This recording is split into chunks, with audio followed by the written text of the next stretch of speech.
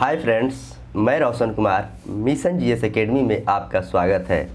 तो जो कल ग्रुप डी का एग्ज़ाम हुआ था, मैंने 2 शिफ्ट का क्वेश्चन आपको डाल दिया था और थर्ड शिफ्ट का क्वेश्चन मैंने नहीं डाल पाया था। तो मैंने रात में क्वेश्चन को सारे को एनालिसिस किया और सुबह में मैं आज डाल रहा हूँ, लेकिन क्वेश्चन काफ़ी मॉडरेट आ रहा है।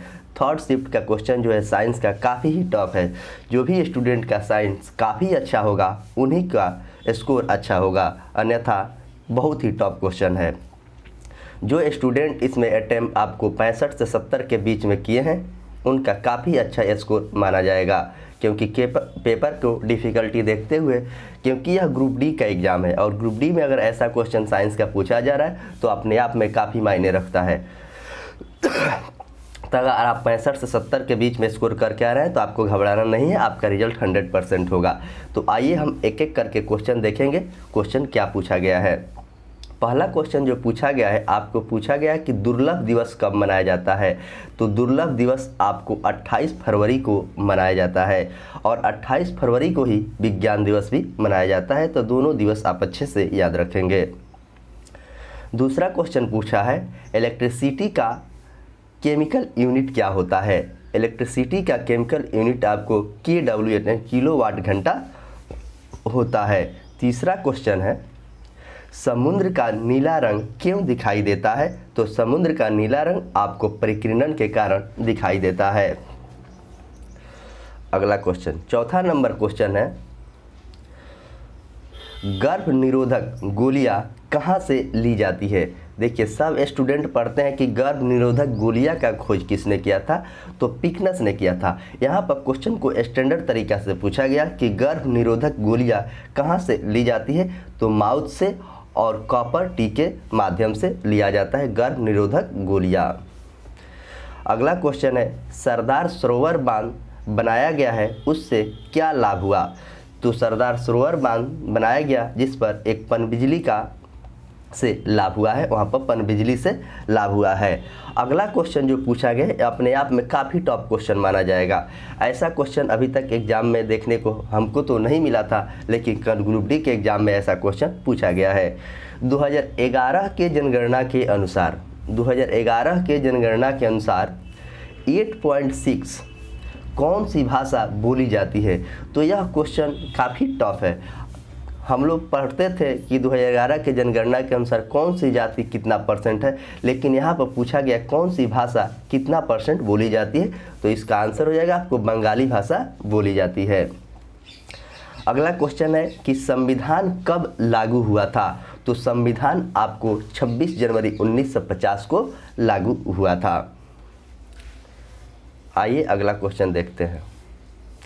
क्वेश्चन अपने आप में काफ़ी मॉडरेट है और जो भी स्टूडेंट स्कोर 65 से 70 के बीच में कर रहे हैं तो उनका काफ़ी अच्छा स्कोर माना जाएगा। अगर एक्यूरेसी उनका सही है तो उनका रिजल्ट 100% होगा, इसमें कोई डाउट नहीं है। तो घबराने की बात नहीं है। प्रेजेंटेशन की बात करें तो प्रेजेंटेशन आपको 50% के आसपास रह रहा है, तो प्रेजेंटेशन भी स्टूडेंट के काफ़ी कम ही है, तो इसमें घबराना नहीं है। जो क्वेश्चन आपको आ रहा है उसे सही ही बना कर आए। ये नहीं देखे कि मेरा 60 ही बन रहा है, मेरा 65 बन रहा है, मेरा 55 बन रहा है, लेकिन क्वेश्चन का स्टैंडर्ड काफ़ी अच्छा है। अगला क्वेश्चन,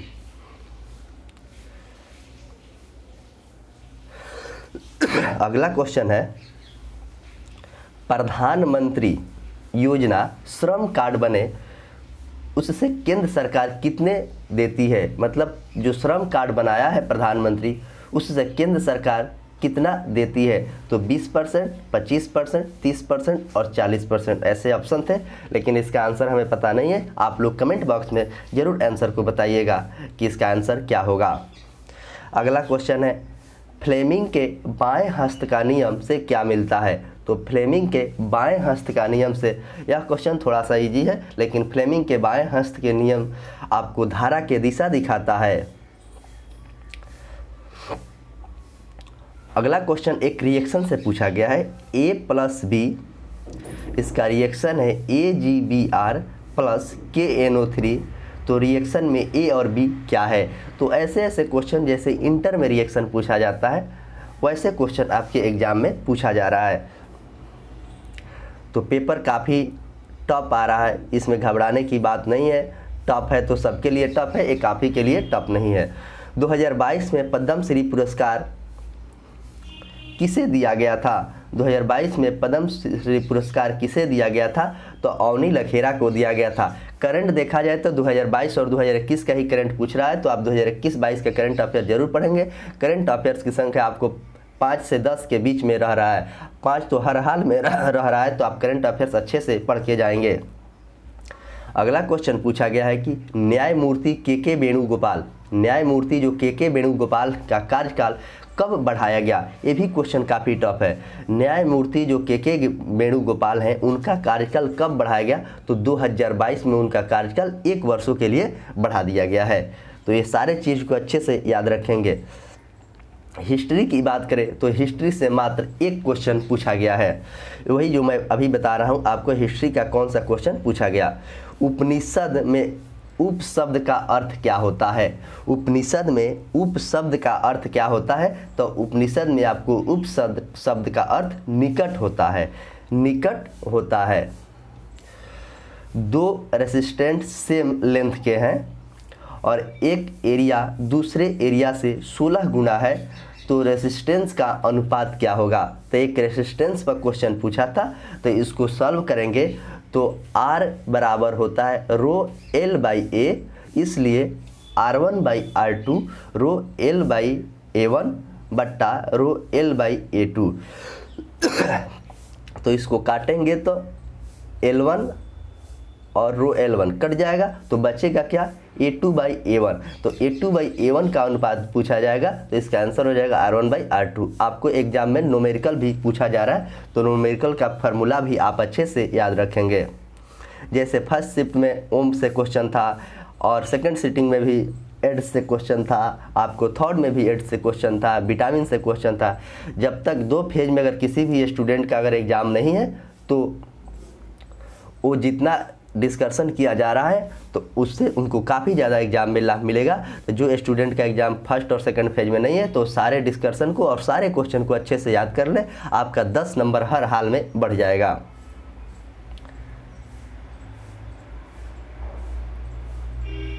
अगला क्वेश्चन,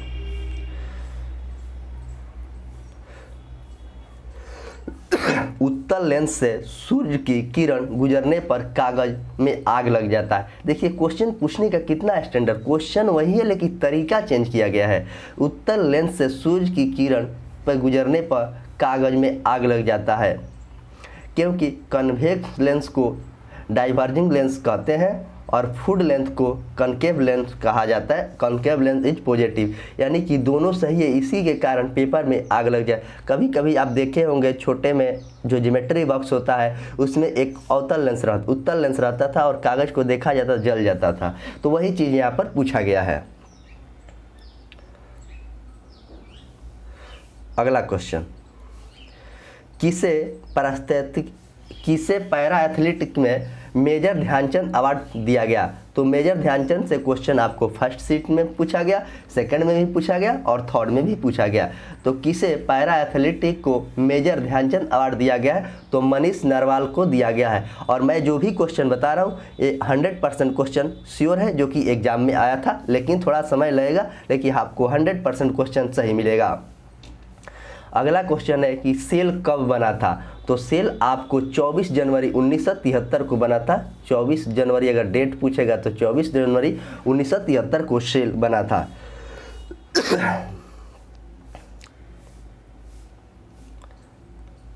अगला क्वेश्चन है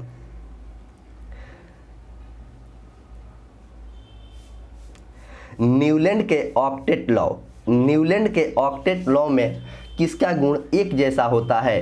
तो न्यूलैंड के ऑक्टेट लॉ में किसका गुण एक जैसा होता है? तो यह प्रीवियस क्वेश्चन ग्रुप डी का पूछा हुआ है, वही क्वेश्चन कॉपी पेस्ट किया गया। तो सोडियम और लिथियम का एक जैसा गुण होता है। एक पॉलिटी से क्वेश्चन पूछा गया है कि पंचायती राज व्यवस्था किस संशोधन में हुआ था? तो पंचायती राज व्यवस्था की बात करें तो 73वां संविधान संशोधन 1993 में हुआ था। और पंचायती राज की बात करें तो 24 जनवरी को पंचायती दिवस मनाया जाता है और अनुच्छेद 40 में पंचायती राज की बातें आगे एग्जाम में पूछने की संभावना है। अनुच्छेद भी आपके एग्जाम में पूछा जा रहा है, तो आगे अनुच्छेद आपको 40 पूछा जा सकता है, तो आप इसे याद कर लेंगे।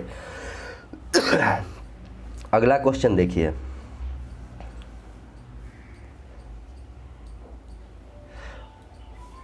अगला क्वेश्चन है कि प्रकाश के परिवर्तन में आपतित किरण और परावर्तित किरण के बीच कितना डिग्री का कोण बनता है। लाइट से भी आपके एग्जाम में क्वेश्चन पूछा जा रहा है, तो लाइट को आप अच्छे से पढ़ के जाएंगे। प्रकाश के परावर्तन में आपतित किरण और परावर्तित किरण के बीच कितना डिग्री का कोण होता है, तो 90 डिग्री का कोण होता है। अगला क्वेश्चन है कि चुंबकीय बल रेखा में कौन सा गुण नहीं होता है, तो ऑप्शन आपको दिया गया था कि एक दूसरे को क्रॉस नहीं कर सकता है, तो यह उत्तरी पोल और दक्षिणी पोल होता है, तो यह एक दूसरे को क्रॉस नहीं करता है, यह सर्कुलर एक दूसरे से मिलता है, तो इसीलिए यही गलत है, एक दूसरे को क्रॉस नहीं करता है, यह बिल्कुल सही है। आइए अगला क्वेश्चन देखते हैं। क्वेश्चन काफ़ी स्टैंडर्ड पूछा गया है। गार्ड सेल में पौधे का कौन सा काम करता है। गार्ड सेल में जो है, गार्ड सेल के पौधा में कौन सा कार्य करता है, तो ट्रांसपीरेशन काम करता है, ट्रांसपीरेशन काम करता है। अगला क्वेश्चन पूछा गया है कि मैंगो शोवर कब होता है, जिसे अम्र वर्षा भी कहा जाता है। यहाँ पर पूछा गया मैंगो शोवर किसे कहा जाता है, तो ऑटम के सीजन को कहा जाता है, ऑटम के सीजन को। ये भी क्वेश्चन काफ़ी टफ है, लैंग्वेज से इतना ना टफ पूछा जा रहा है कि स्टूडेंट इसी में कंफ्यूजन हो जा रहे हैं। अगला क्वेश्चन है कि ब्लीचिंग पाउडर का यूज किस लिए किया जाता है, तो ब्लीचिंग पाउडर का यूज आपको पानी में जर्म को मारने के लिए ब्लीचिंग पाउडर का प्रयोग किया जाता है। अगला क्वेश्चन है कि इनमें से कौन सा अगला क्वेश्चन है आपको, इसमें कौन सा उजला कलर का होता है, तो उजला कलर का पूछा गया है। देखिए क्वेश्चन जो पूछा गया है, आपके साइंस के अगर 25 क्वेश्चन है, उसमें से आप 15 क्वेश्चन अगर बना लेते हैं ऐसे क्वेश्चन में, तो आपका स्कोर काफ़ी अच्छा माना जाएगा। जीके जीएस अगर आपका 45 क्वेश्चन में अगर आप 25 से 30 के बीच में बना के आ रहे हैं, तो आपका स्कोर काफ़ी अच्छा हो जाएगा। आप उधर से मैथ रीजनिंग 40 ही बनाएंगे, तो आपका स्कोर 70 के आसपास होगा। तो ज़्यादा रिस्क लेने की ज़रूरत नहीं है, जो क्वेश्चन आए आप वही बना के रहिएगा, आपका रिजल्ट 100% होगा। इनमें से कौन सा उजला कलर का होता है, तो मिल्क ऑफ मैग्नीशिया आपको उजला कलर का होता है। यह क्वेश्चन आपको फर्स्ट शिफ्ट में भी पूछा गया था। अब अगला क्वेश्चन एक पीरियोडिक टेबल से पूछा गया है। ग्रुप 16 में किस एलिमेंट का आध्यात्मिक गुण सबसे ज़्यादा होता है, जो ग्रुप 16 में किस एलिमेंट का आध्यात्मिक गुण सबसे ज़्यादा होता है, तो इसको सजाने को पूछा गया था। तो इसका आंसर हो जाएगा आपको ऑक्सीजन। ऑक्सीजन का धात्विक गुण सबसे अधिक होता है। अगला क्वेश्चन लास्ट, कौन सा अंग शरीर के रीजनरेट किया जा सकता है, शरीर का कौन सा अंग रीजनरेट किया जा सकता है, तो लीवर को रीजनरेट किया जा सकता है।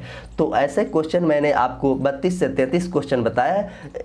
क्वेश्चन इतना ना टॉप पूछा जा रहा है कि स्टूडेंट को क्वेश्चन नहीं याद हो रहा है, तो गलत क्वेश्चन बताने से क्या ज़रूरत है। जो भी क्वेश्चन है आपको सही क्वेश्चन दिया गया है, और इसका PDF मेरे टेलीग्राम चैनल जो मिशन GS एकेडमी पटना से चलता है, उसमें रात को ही डाल दिया गया था, और इसका वीडियो भी आपको यूट्यूब पर अपलोड कर दिया जाएगा।